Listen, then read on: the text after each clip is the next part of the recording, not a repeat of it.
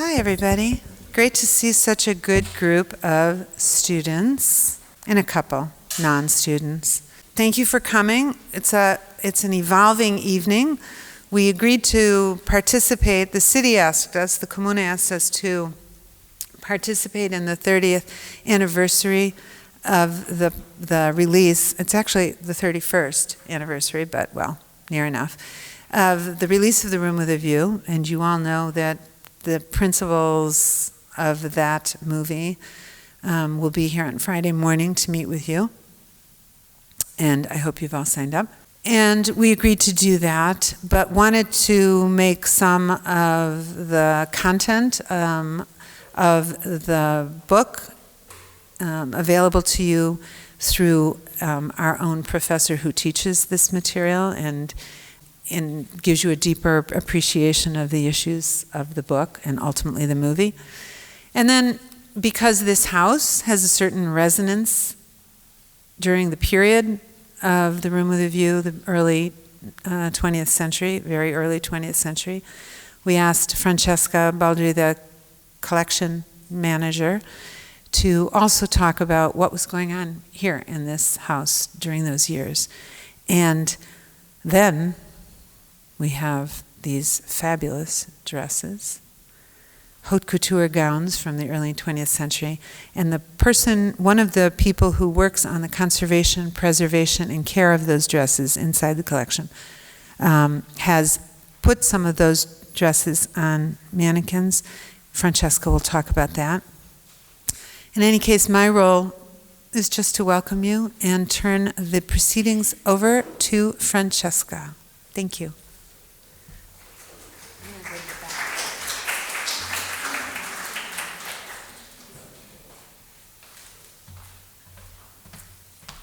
So welcome, benvenuti a tutti. My role in this moment is to introduce Dorothea Barrett. Dorothea is a very dear professor to us. She's been teaching here at New York University, Florence since fall 2001. And she received her PhD in literature from Cambridge University, UK. And her specialization is late 19th, early 20th century literature with a particular focus on the role of the woman in literature. Looking at her long list of books that she has published that you can find on our website, on NYU website, with all our professors' bios. Among them, of course, three caught my eye in connection to this talk. Of course, the edition in 1996 of Romola by George Eliot, who is a very interesting, of course, novel connected to the role of the woman and the interest of the Anglo-American community in Florence. And then, of course, another very important work by the same author of Room with a View, Edward Morgan Foster, A Passage to India, her edition published in 1994. And then last but not least, Vocation and Desire, George Eliot's Heroines, published first time in 1989 by Routledge, very famous publishing house in London. And then there are several reissues. One was one was in 2015, one was in 2016. This means, of course, there's a book that's very much appreciated. And she's been, because of this book, inserted in the dictionary of the role of women, feminism in history. I think that's correct, I hope. Dorothy, so with no longer delay, I'll pass the word to Dorothea. Thank you.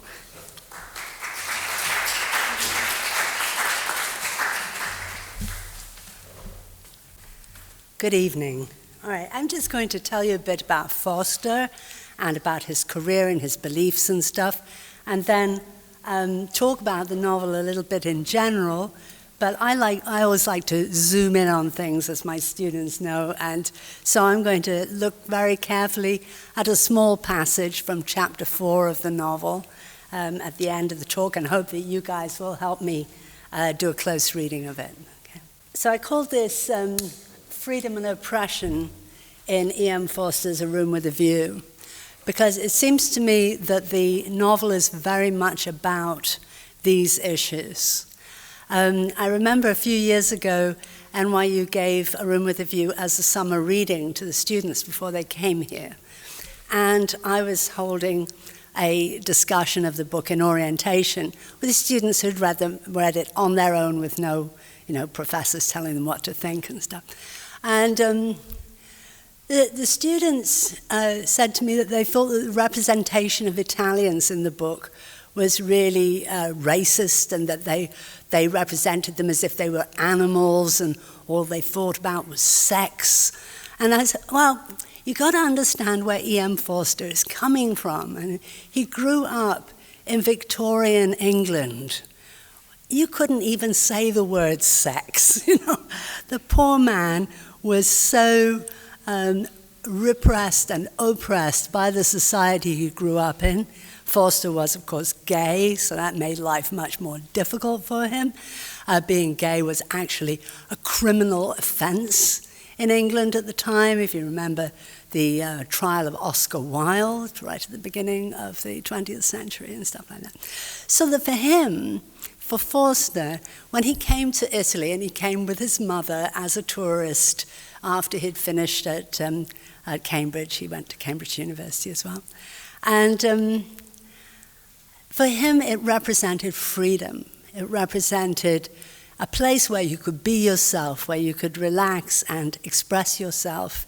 Of course, part of the freedom for British people traveling to Italy is that they're foreigners. The Italians aren't experiencing the same freedom, but for Forster, for him, it seemed like freedom. So that's what I'm going to emphasize in this talk. So there he is, Forster da Piccolo. He's 11 years old in this photograph. So he was born in London and educated at Tonbridge School. Tonbridge School is English boarding school. It's a bit like a state penitentiary for the children of the rich, He hated it.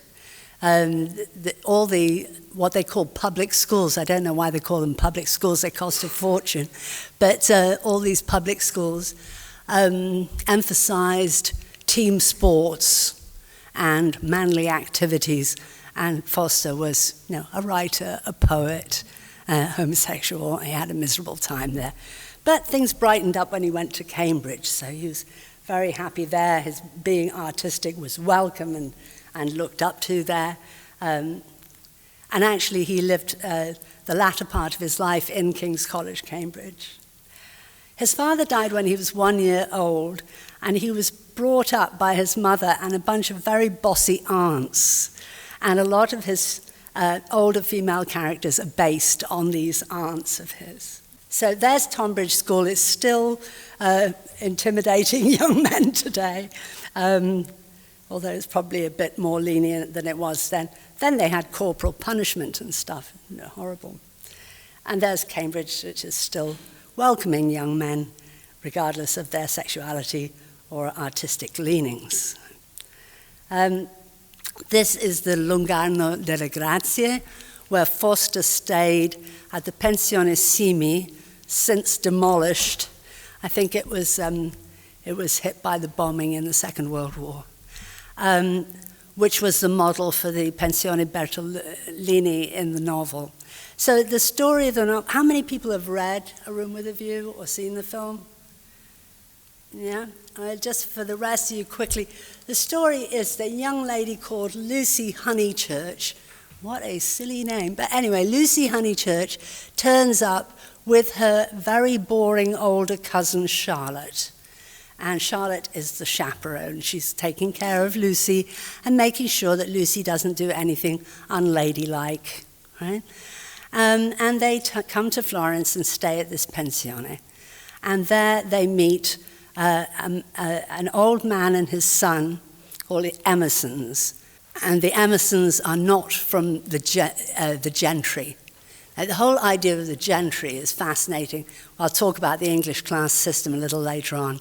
That in England, there's people who work for a living, and then there was, at that time, at the turn of the 20th century, there were the gentry and the aristocracy. The definition of these people is that they don't work for a living, and they're proud of it, and working for a living seems something shameful to them. Right? It's hard to get your head around that from the 21st century point of view, but that's what's going on.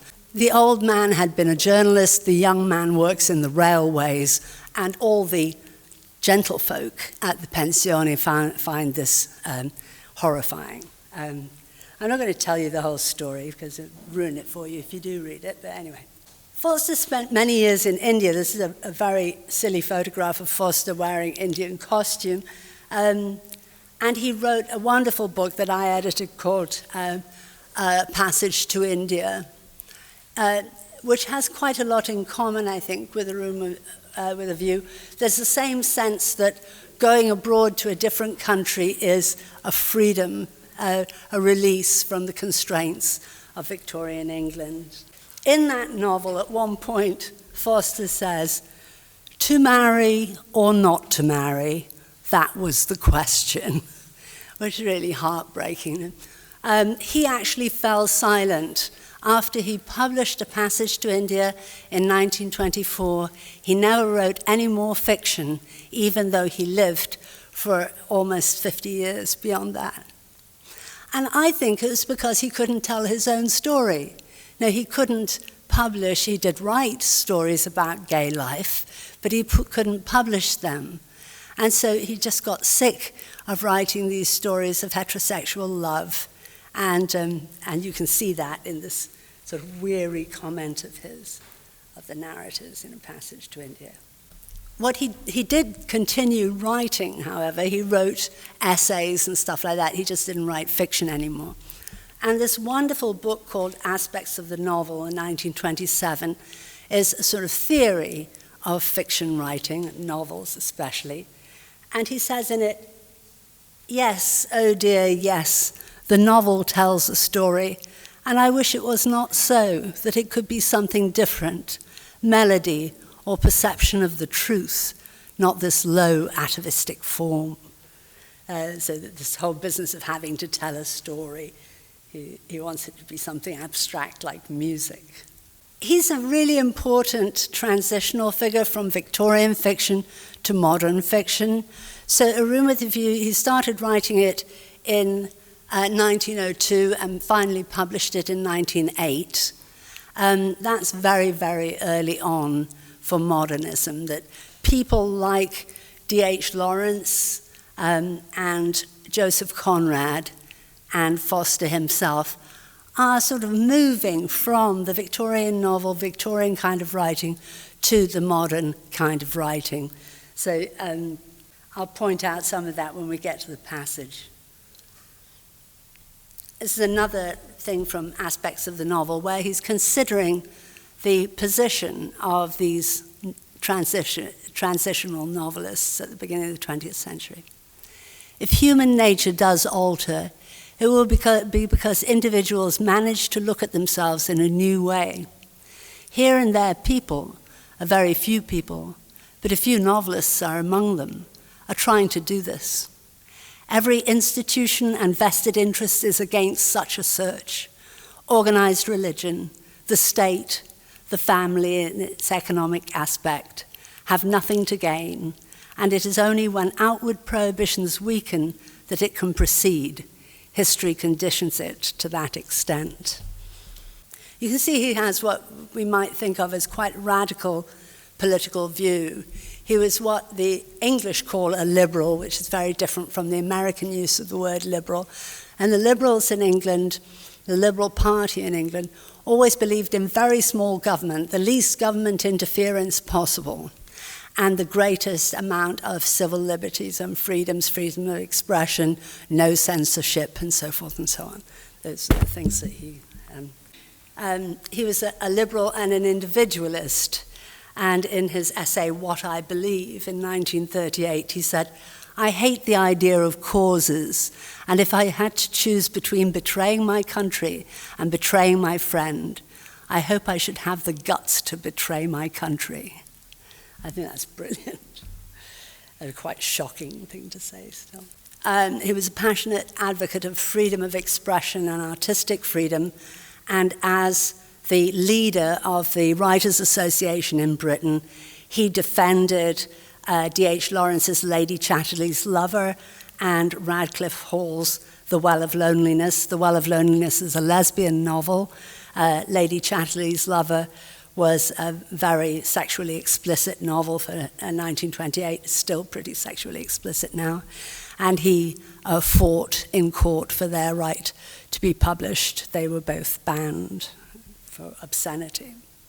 I made this little mosaic of religious images, both from India and from Christianity, because it seems to me that despite his sort of rationalist secular outlook, his work is rather mystical, especially in a passage to India, the sense that there are ghosts all around us. You know?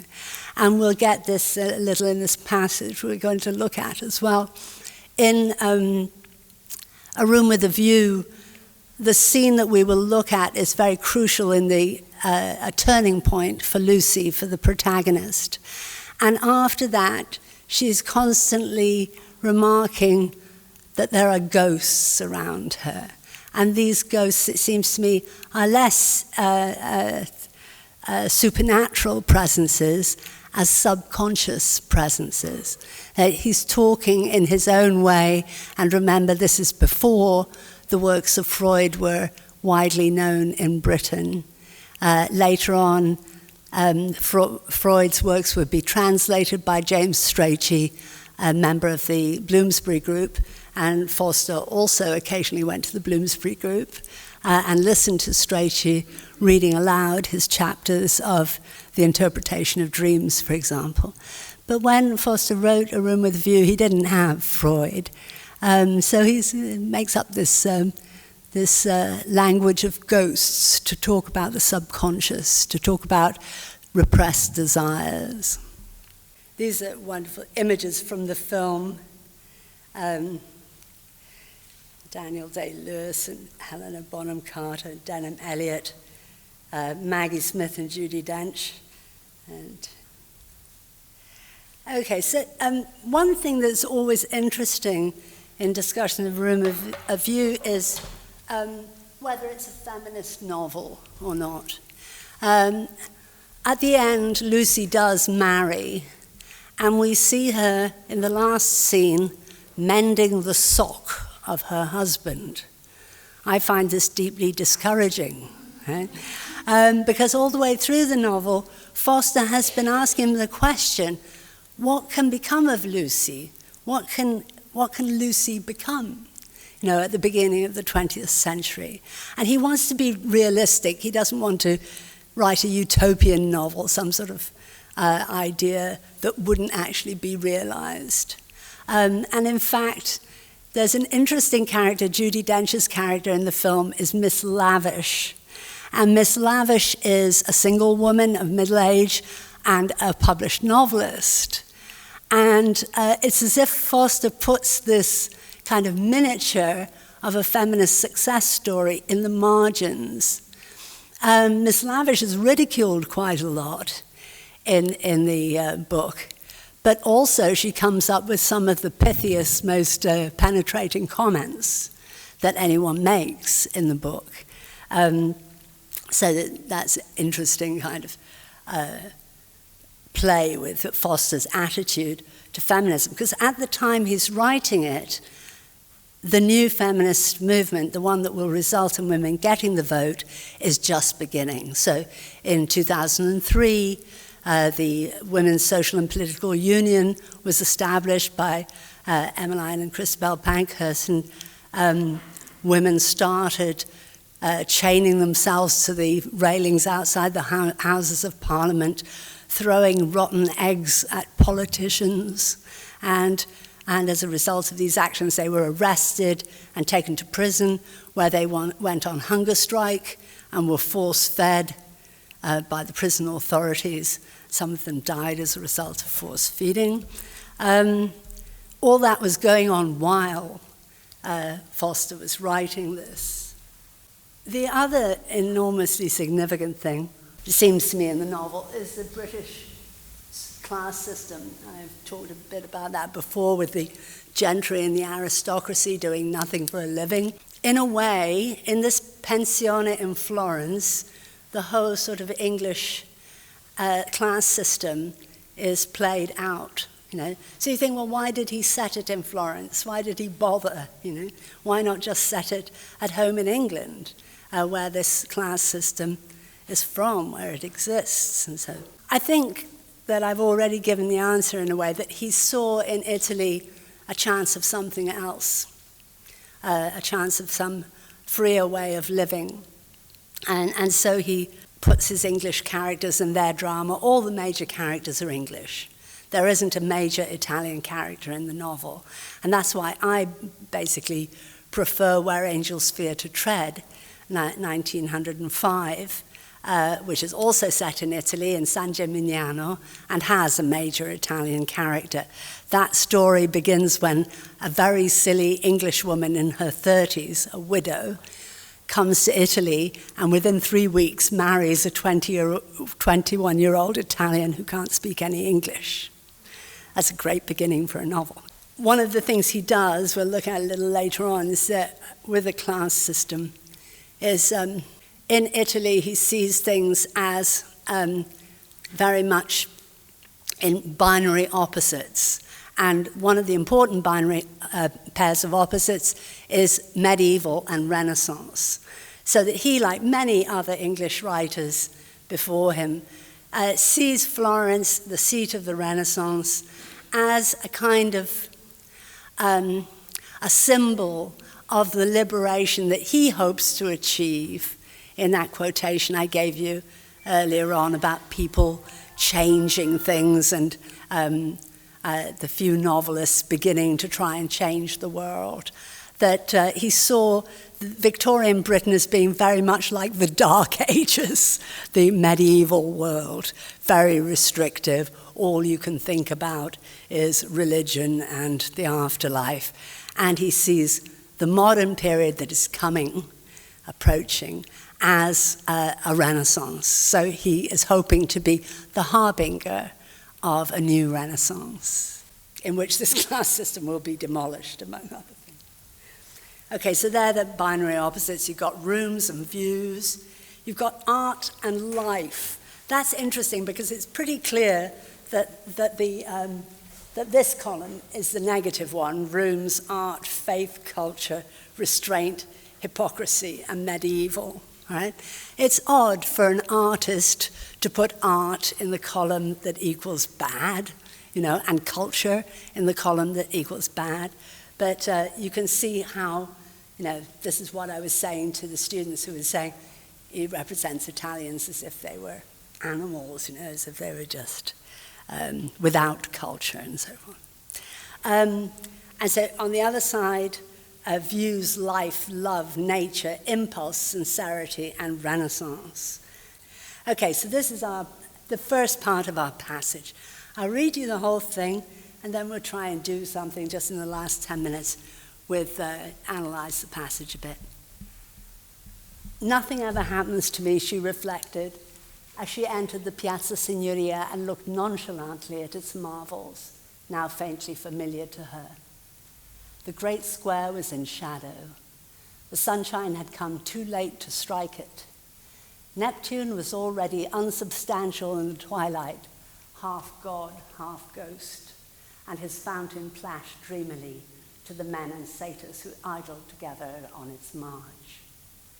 The loggia showed as the triple entrance of a cave, wherein dwelt many a deity, shadowy but immortal, looking forth upon the arrivals and departures of mankind.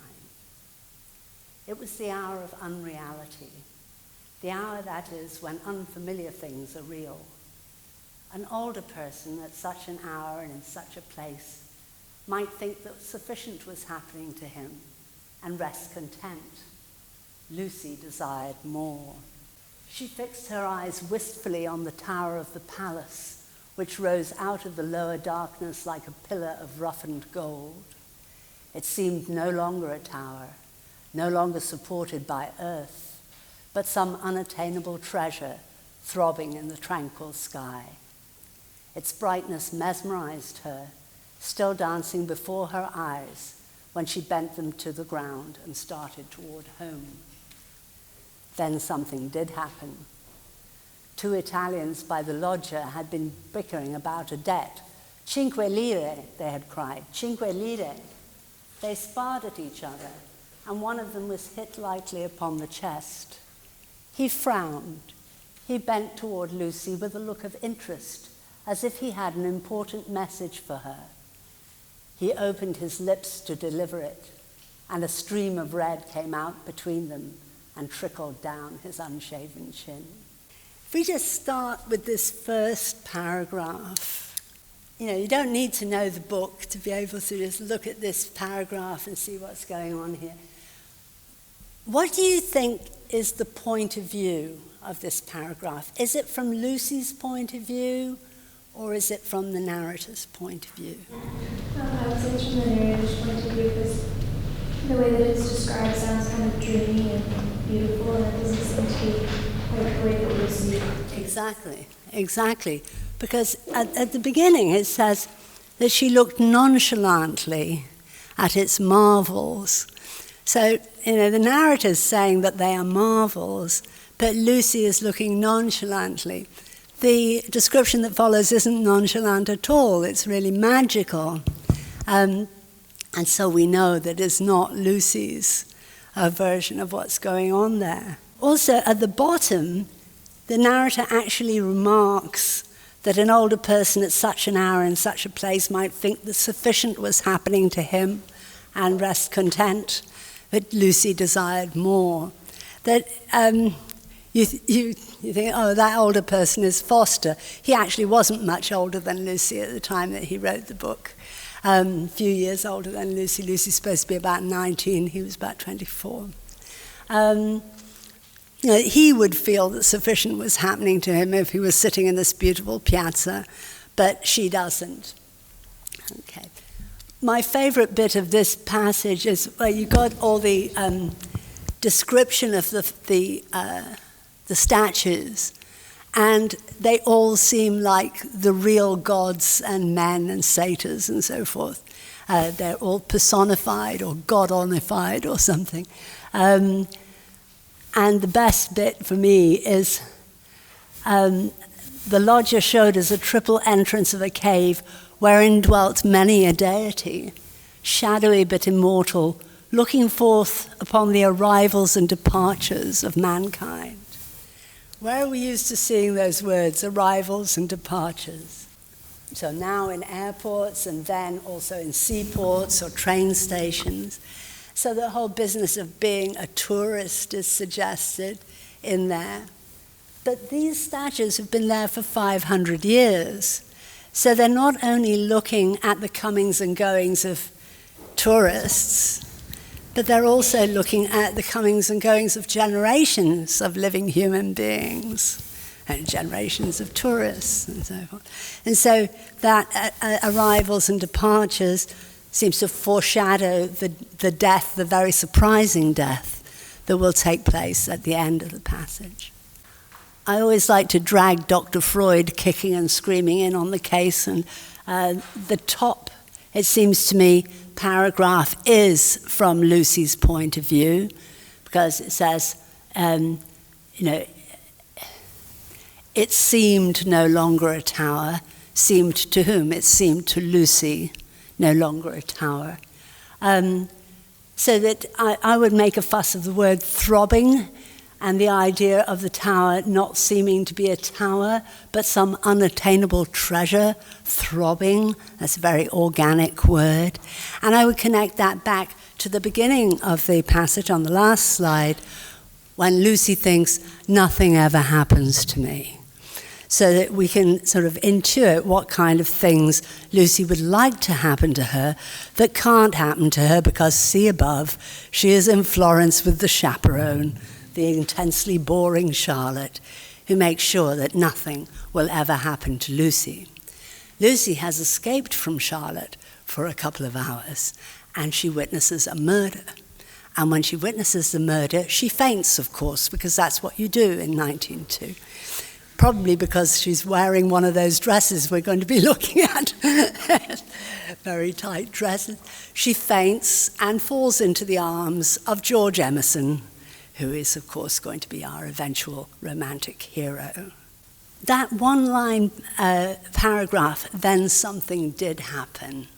It seems to me that the narrator is sort of vindictive against Lucy. It's as if he's saying, you wanted something to happen, I'll get something to happen for you.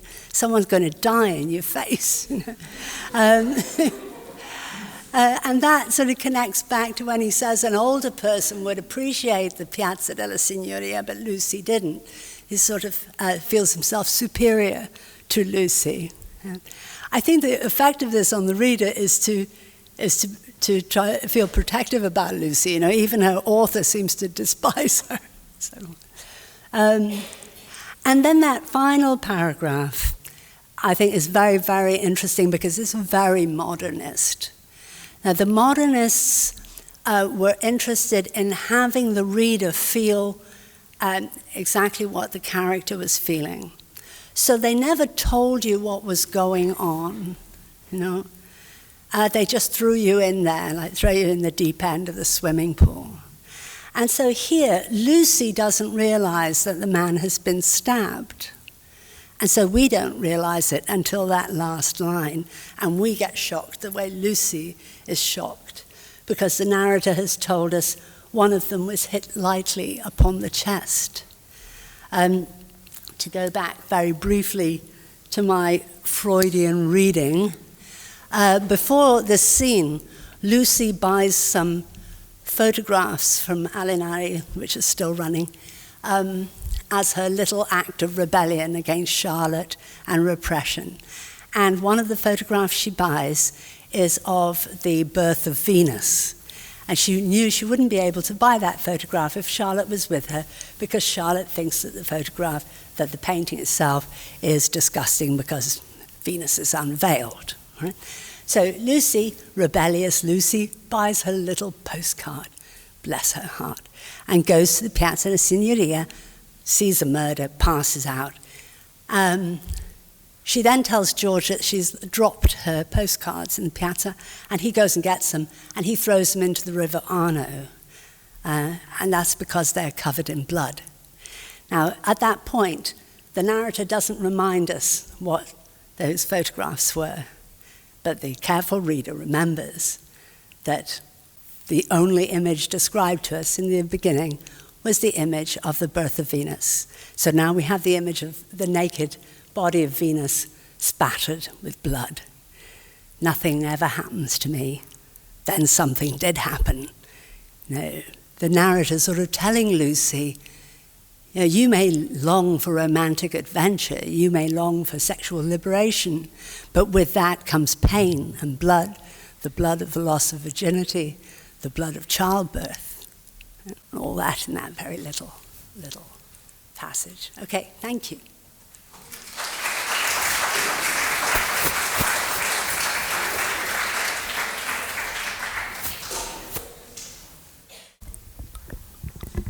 So when I heard that this short talk that I was going to give you tonight was coming after Dorothy Barrett's introduction on the character of Lucy, and I thought about combining, of course, the theme of Room with a View with the dresses, I start to kind of play a little bit on the idea of course, the view, right? And so I entitled this short talk, A Garden with a View.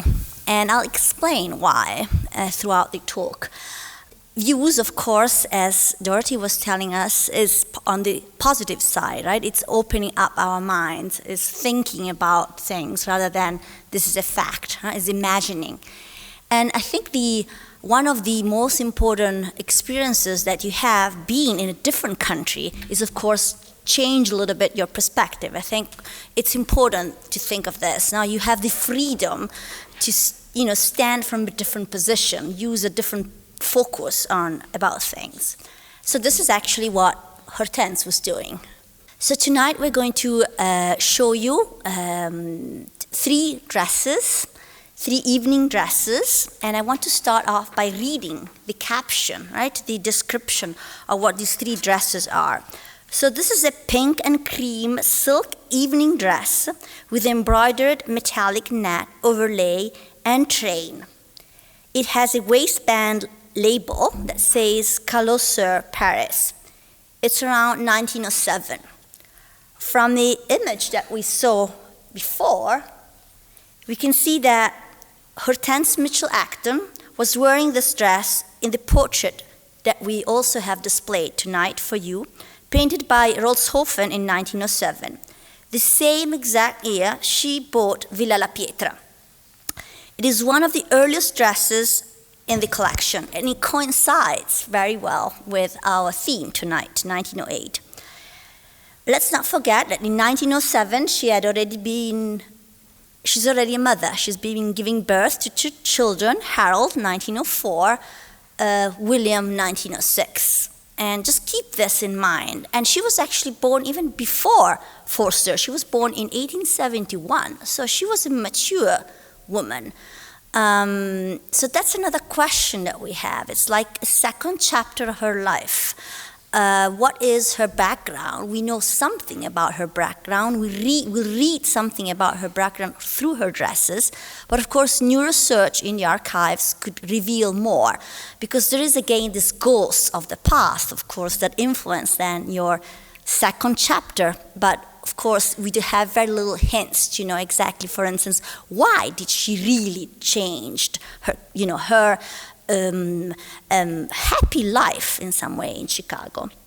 So the second dress that we have is a gold lame and cream silk, so both are silk evening dresses with short sleeves, gathered gold waistband and lace upper bodice.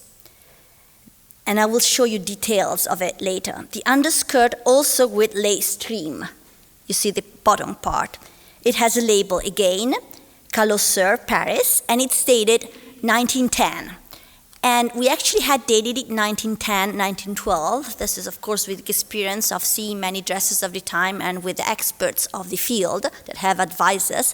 But just recently, we have found a magazine that I will show you where we actually see this dress published in 1910. So we know it's exactly from that date. The third dress that you will see tonight in one of the rooms with a view of the villa, it's a pink and black silk evening dress composed of a bodice and a skirt. So it's 2 parts, right? A gold trim, see, that comes down straight, that line, and a black velvet belt, very tiny. There is a black lace overlay that covers the shoulders and the skirt. There is a surplice neckline on the front and back. So I'll show you a slide afterwards where you'll see also the back. So front and back also both have this surplice V shape. That was, of course, something very modern comparing to the Edwardian styles, just coming in and in new cuts. This, we think, is a Calo Sur. It looks very much in style as a Calo Sur, but I will explain in some way how the quality of the high quality of the Calo Surs indicates that every single detail was really taken care in a very, very special way. There are a few details, for instance, the way the bottom part was actually put together that kind of indicates that maybe it wasn't a Calo Sur. You might ask why it's important that it's not, or it is. Because it's interesting to see that this lady who has a quite vast wardrobe of at least, she has 20 labeled Calo Sur dresses. She also has others that are made in style, but they're made in style of Calo Sur. So it seems as if there is a brand that she chooses in some way to build her personality, her persona. And this is a French brand. So the views and the dresses. Back in 2015, we were asked by a professor from NYU, Jasmine Hatcher. Of course, we thank because she has given us a lot of hints to understand the dresses and the person who has worn them. Has invited she has been invited to write a piece that's called 21 Dresses, Calo Dresses. So you can Google the website in the New Yorker, where this article is published for further references also. And Pari Dukovic, who's a very important photographer of the New Yorker, has come to the villa and spent 3 days with the conservators to take photographs. In some way, it was like a sort of a kind of novel, a movie, a setup, because every time, of course, you take a photograph of a dress, or you display a dress, or you just want to examine a dress, there is a kind of behind-the-scene work. That's very important, and we'll talk about this afterwards. But I'm kind of giving you this element in, because I think that the time that takes to actually design a dress is balanced sometimes by the time it takes to preserve these dresses. So the highest quality, it also means highest preservation. Just to keep in mind, because your dress of your big party, you have to, you spend a lot of money to buy it, you should spend a lot of money to preserve it in the correct way. And our conservators could tell you in some way, what does this mean? The views. So why are we thinking of views together with dresses? The garden has a view, a beautiful view. The view from the villa to the garden. The view from the garden to the villa. A lot of elements in the villa make us think that the two elements were often considered a kind of one work of art. Whatever you could see from the outside, from the frame window, was important to the actors. And showing you this photograph that I took myself in 2017, because this is a moment, it's a great day, when all the lemons, the citrons, come out in the garden. It's like a new birth, it's like the new season, because usually they go back in the orangerie, in the lemon house in winter, and then they come out again in May. So it's like reconsidering, relooking. And I was carefully looking at this Pomario view one day, and of course I put it together with a very important painting that we have recently restored, and there is a website, on our website on Villa La Pietra, a piece that tells you in some way this history of this portrait. It was actually taken, was made by James Montgomery Flagg in 1908-1910. The reason we know the date is because James Montgomery Flagg visited the villa and was actually in Florence these years. He was actually a school friend of Arthur Acton. So Arthur steps in this story as a partner. He was the husband of Hortense. It's interesting because he has that part, the artistic element, the art part, as if in some way in the life of Hortense, she had always been cultivated in New York, exposed to the art, but she didn't have to do with an artist. Arthur is the artist that provides in some way that element of real life. In fact, Arthur is really the one of the two of the couple who brings in the hands-on, right, the collecting part. This slide also shows you an interesting comparison. Hortense sitting on a typical late Victorian bamboo cane garden chair. We still have this with chairs preserved in storage. And you notice this dress, right? Because, of course, it's always very important to see what people are wearing when they are portrayed. Portraits tell you a lot about a person, but also a lot about the artist, a lot about how the artist envisions, or maybe in this case, because Hortense was the signora, let's not forget she was the owner of the villa. So Hortense can choose, I feel, how she wants to be portrayed. And she wants to be portrayed with a book.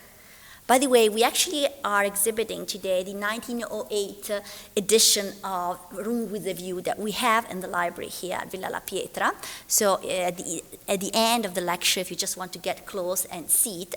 So this means that Hortense, because there is a book plate that actually tells us that it's a book of Hortense, was reading, probably not Room with a View in that moment, because it's not the same color, but one of the many books that she has in her library. So reading, relaxing, cultivation of your interest, and then the splashing fountain. No?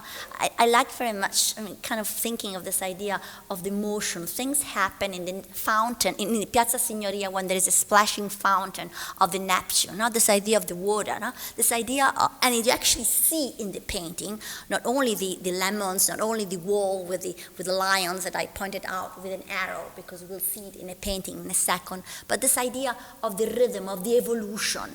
She's a woman that is already past her 30s. She already had 2 children, but she's ready to kind of accept changes. I think this is what we like very much of Hortense, this kind of modern aspect of wanting to evolve. And that photograph, it's dated at the same time in the photo archive, 17,000 photographs document the life of this family at Villa La Pietra, not only the interiors, not only the collection, but also people and friends. And you see her with her two little wonderful puppies, dogs.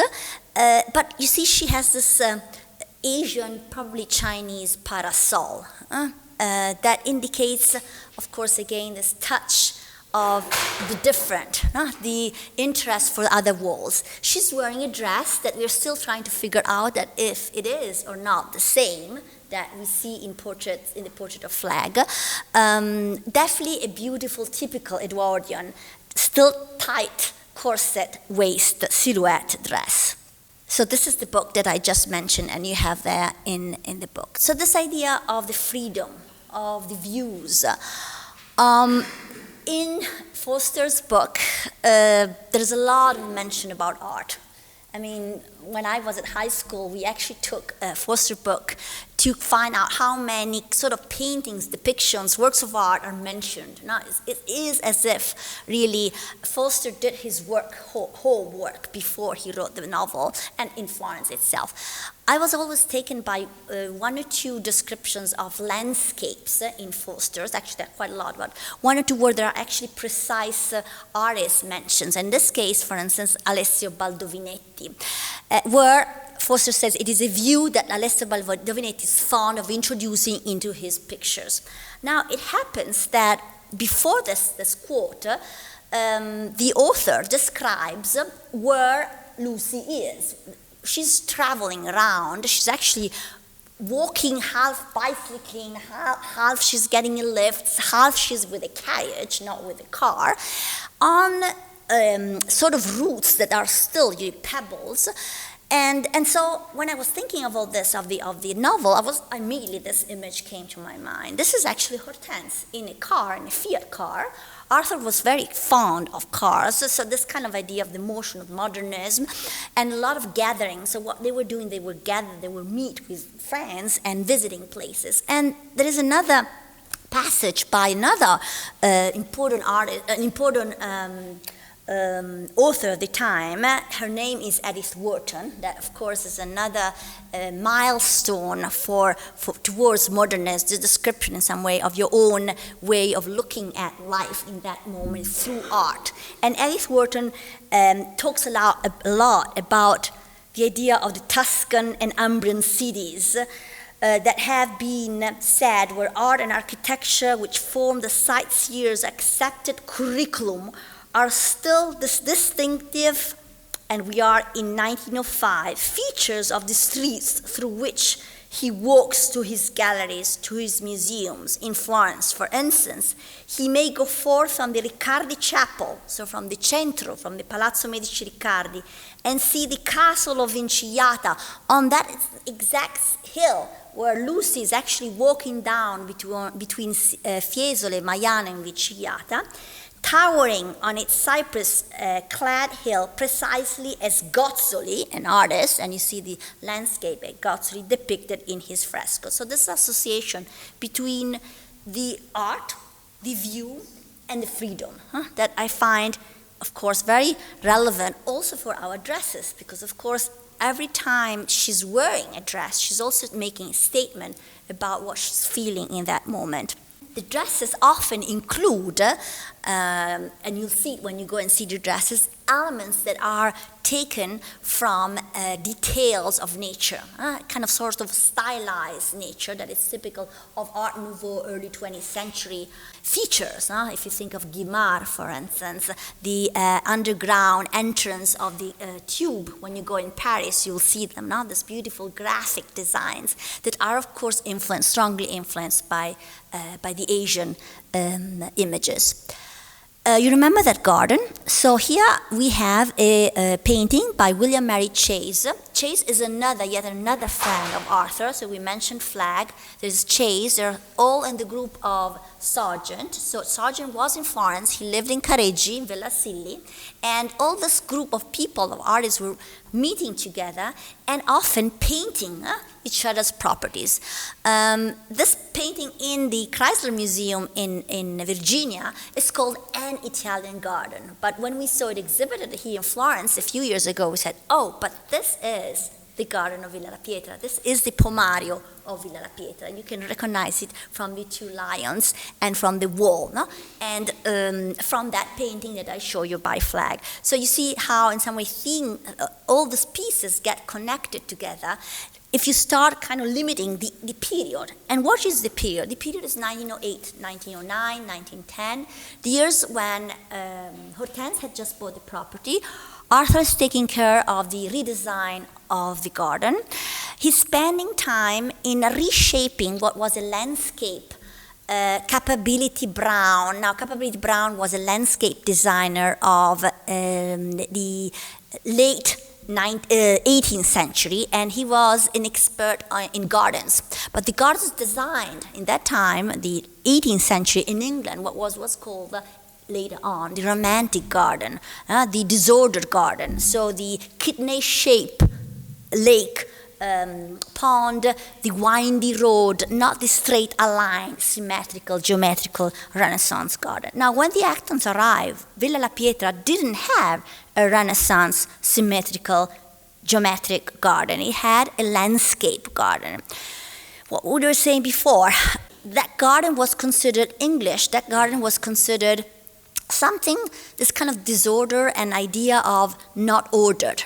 It's kind of coincide with a psychological attitude. I want to make clear that I am, first of all, historically, in a Renaissance villa, because let's not forget that the villa was built in the Renaissance, and therefore I am building around it a real, of course, recreated Renaissance garden, aligned. So this kind of creation of the, not only view, but also of the space, it's really an act of thought. It's really studied and put forward. And here I found this photograph really very important, because you see actually that this was happening with of course, all the muratori of the local people working on the ground.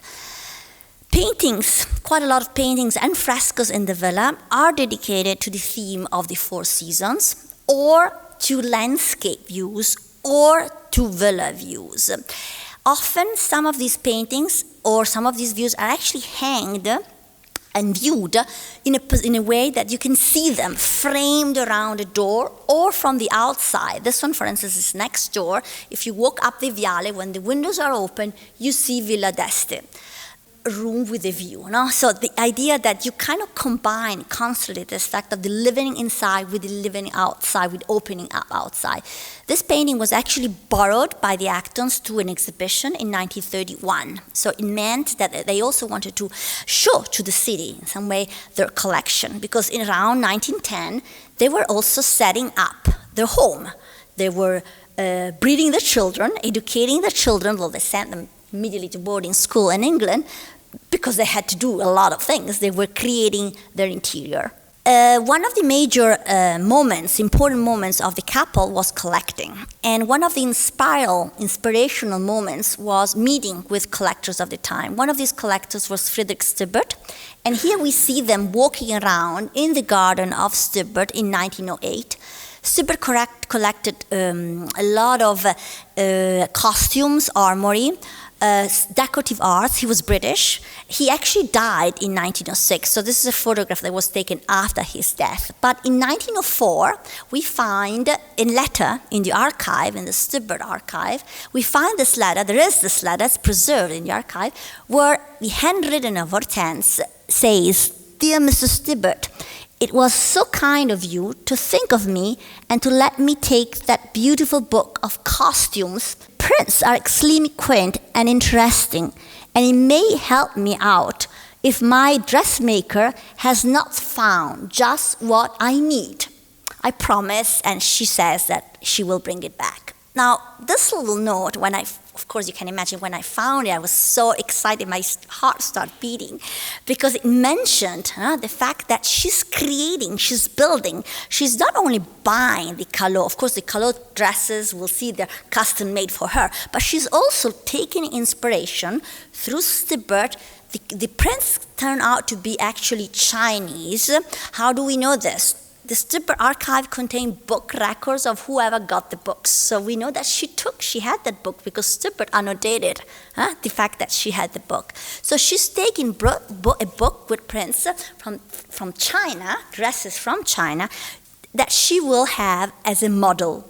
She was very much interested in this other distant world. Distant because, of course, United States, Chicago, 1893, probably the first time when she's in her teens, she's at the Columbia Fair, and she sees the big pavilions, Japanese, Chinese pavilions. So she's for the first time sees different things, right, from home. Remember that Isabella Gardner, in the late 80s, another great collector in Boston, was already buying Asian art. So the United States was already avidly interested, as French culture was, in this item. But she's actually wearing dresses. So she wasn't a collector, but she was actually using her interest through their dress. That dress on the right, both dresses are not here in the collection. The dress on the right is actually designed by an Italian theater designer whose name is Brunelleschi, easy to remember because famous Umberto, not Filippo, but Umberto. And it was actually made for a performance. So in some way also the idea of setting out, not only for her own party, but also to kind of walk around and present herself. Dresses like this, of course, were different from other more straightforward Edwardian dresses that she would buy in Paris. In this case, a Louis Vuitton trunk reminds us that in 1909, she's traveling in Paris. She's in Paris, and she's actually photographed in a dress that we still have in the collection, 1909, Calot. So that kind of scribble up there, I think I can identify it. There is no other way of defining something else. Until now we weren't sure, but I've looked at it and relooked at it.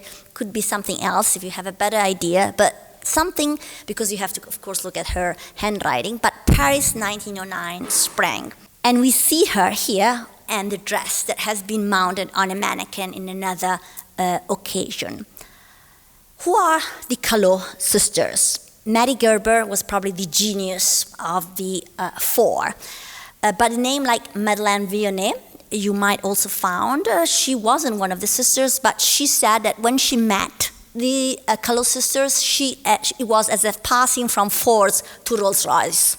She really made that step in quality. The mother of these four sisters was a lace maker. She had a company of lace makers.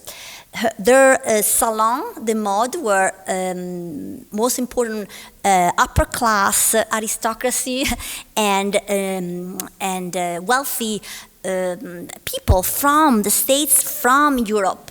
Not only Europe, right? But Potter Palmer, for instance, another very important client of the Calot, went there and had their dress modeled and designed. Now, the features of the Calot dresses, where we find afternoon and evening dresses, and few fancy parties, but there are also few fancy.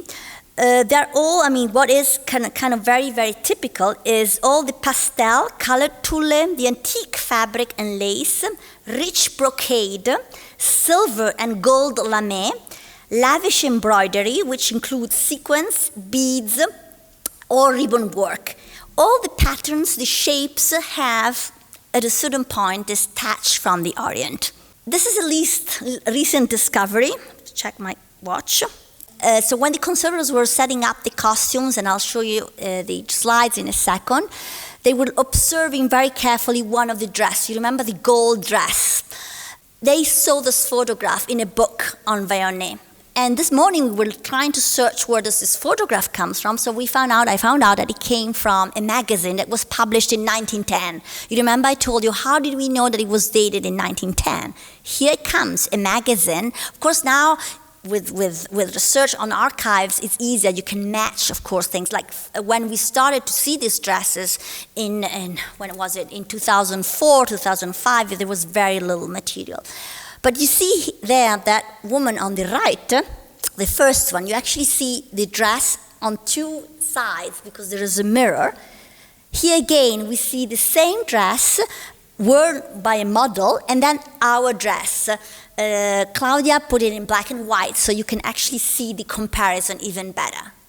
This is the one dress that we actually have found. There's actually another one that we have found recently, but we actually found published in a magazine, a dress, because what happens is these dresses were made and then maybe one, maybe two clients would buy them. They were custom made, so you would pick your fabric, you would pick your decoration, and then you could have a few elements change and have it for somewhere else, but very, very few. This because from surveys we found that very few exist of the same exact type. Just let me tell you a few things about the conditions and how important it is to know, to have conservators, of course, to evaluate the conditions before you decide for treatment. Because as I told you before display, you need to know what you're looking at. Beside materials, often there is deterioration of silk inside the bodice. Now remember, these were worn. In general, maybe worn few times, 21. So even if you use them twice, 40 parties. So, really not worn a lot. But of course, even if you wear them 2 or 3 times, they tell you a lot about the persona, they tell you a lot about the materials. And so you can reinforce the materials, but of course we never change, right? We never substitute, because we want to still retain the evidence of the use of the wear, because remember that these are evidence of her life, of her being here, and maybe spitting a little bit of coffee when she was having a reception. Another damage could be the different kind of stains, like foot spill, as I mentioned, and perspiration. Especially, of course, very expensive material. It's very hard to treat, right, to remove. So sometimes you can disguise, but often in some way they're still there. But again, we should not be afraid of this, because this is in some way history, part of history. Embroidered with glass beads, they show reversal damage, unfortunately caused by what is called the glass disease. You see here? Over there. Yes, up there. And this is the sequence effect by the vinegar syndrome. So they kind of crunch instead of being flayed. This is like the sequence effect. But still today, of course, nowadays we can see revival. Now this is irreversible. This you cannot do anything. So this is why, of course, you can stop in some way, but you cannot go back in time. This is why it's so important every time a dress comes out from its acid-free box, it needs to be examined and decide what kind of treatment we can do according to the level of condition. This is an example of step-by-step, reinforcing the unstable areas and putting straight the hooks. And of course, part of the mounting is creating a mannequin. I'm saying creating because you cannot just buy one. Because if you go and say, okay, I want a 1908 shape, silhouette, Edwardian, it doesn't work. Why doesn't it work? 3 factors. First of all, each dress was custom made for the client. So my body is not the same of Claudia. I'll say one of yours, but obviously it's not the same. Her body changes between size 38 and size 44. Not only say, okay, she gives to birth 2 children. After the birth of her 2 children, she still has a very tight waist, because remember that she's been using a corset. So her figure and shape goes back. This kind of constraint can tell you a lot also about the psychology of the woman. And in fact, at a certain point, she's been living in Italy for 20 years. In the 1920s, she follows the fashion of the 20s, and the shape, you remember the early ones that I showed you, become much straighter, much looser. So it's not only coinciding in some way with the shape of the persona, but also in some way this liberalization that is what happens to fashion, right? between the Edwardian and then the teens and the 20s. Release increases by controlling the light moisture using the humidifier that's ultrasonic and controlled. Storage of the houses before they come out, and then when they go back again, they need to be filled in basically, so that creases are supported. And also, remember I told you there are so many of these sequences and these decorations, of course, they're very heavy. This is another beautiful detail. Very expensive rhinestones, for instance, that of course if they're not supported, they crunch. They crunch the dress.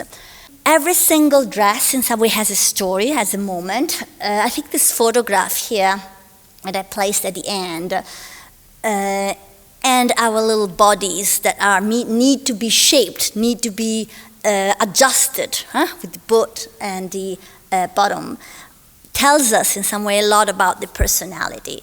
I think the fact of going around tonight and being able to associate him to this 1908 book reminds us in some way that, like novels, dresses have this very, very particular and different from works of art, paintings and sculpture element that is the story of a person. So Foster with Room with a View, Hortense with the Callot dresses. Thank you.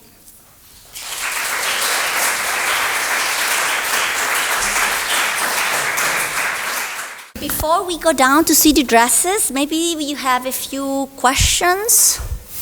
Can you explain what glass disease is and what causes it? Allora, here I will call Claudia, who is the person who has been preserving these dresses. Claudia, stand up and come here. Thank you. The glass, when it degrades and when it ages, can become very porous, and it happens a sort of leaking out of acetic acid. I don't know. Yeah, and this is acetic acid, when it leaks out, can then stain the surrounding fabric, the fabric underlayer or other fabrics that's on top.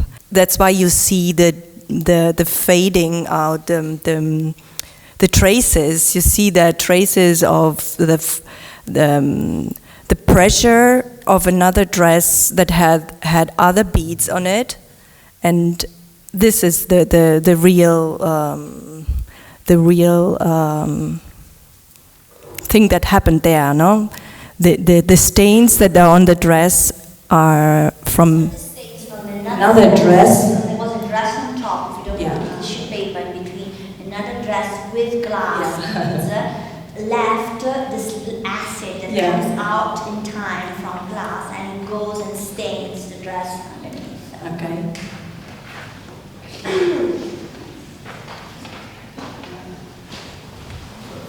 Any more questions or also for Dorothea? If not, we'll go and see the dresses, and you might have more questions.